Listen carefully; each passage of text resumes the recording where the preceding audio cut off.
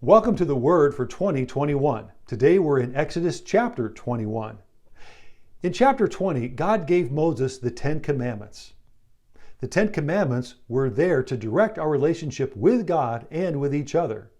Now in chapter 21, God is giving more specific instruction. It's known as case law. In this specific situation, this is how you are to handle it.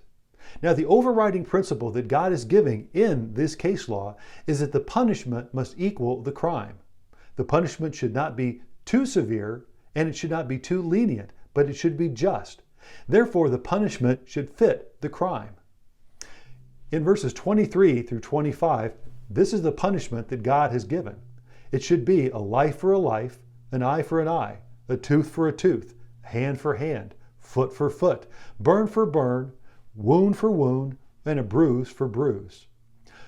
In chapter 21, he also sets forth in case law culpability. In other words, who is responsible for the fault or wrong that has affected someone else?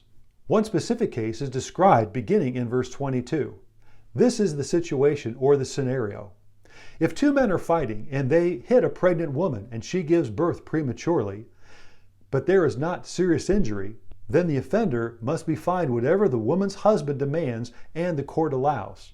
But if there is serious injury to that baby, then it should be life for a life, an eye for an eye, tooth for tooth, and bruise for bruise. God does not differentiate between the preborn child and a child born naturally after 9 months. God sees them as the same. The unborn child was created by God, knit together by Him in their mother's womb, and He knows everything about them. From conception all the way to natural birth after 9 months, God considers that baby a child. In Luke chapter 1, verse 41, John the Baptist is 6 months in utero inside Elizabeth. Mary has been told that she is going to have a son, and she is to give him the name Jesus. She quickly goes to Elizabeth's house. So Jesus is maybe only 2 weeks old in utero inside Mary. But when John the Baptist is in Jesus' presence, he leaps for joy because he is full of the Holy Spirit, yet within inside the womb. There is a spiritual essence for all children inside the womb. Again, God created them. He knows them. He knit them together. I love what Dr. Seuss once said, "A person is a person no matter how small."